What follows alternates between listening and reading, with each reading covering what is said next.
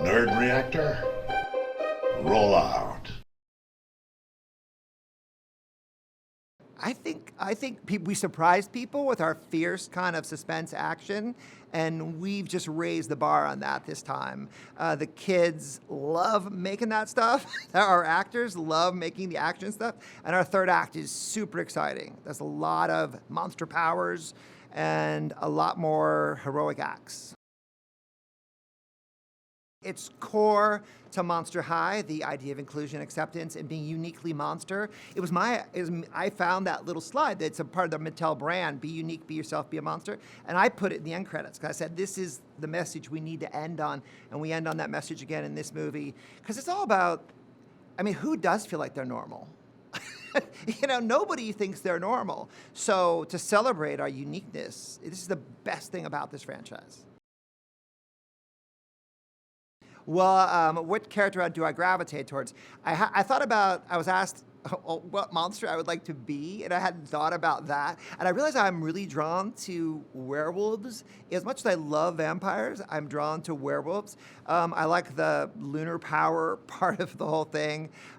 So I gravitate towards Clawdeen as a werewolf, but I don't have a favorite child. They're all unique. The fun is the new ones. The fun is Torlai Stripe coming in finally. Another were creature challenging Clawdeen for alpha status in the school.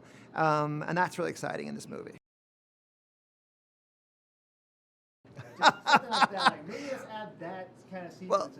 Well, if you have a cat, you'll relate to a couple of the small little physical bits I gave to Torlai, because we have cats in our house, and so I said, no, cats do these funny things, and so I don't think we did any like hairball pet hair jokes, but it's a good idea, and I'm gonna take it for Monster High 3.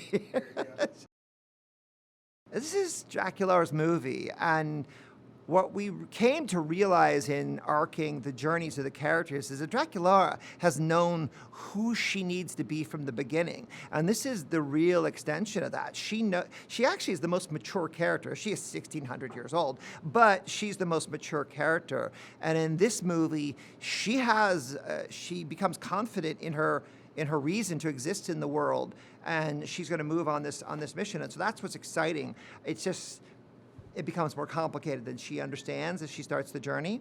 But what's great about Draculaura is she's very centered, and that's kind of impressive for a young kid. Frankie Stein, everybody's favorite character.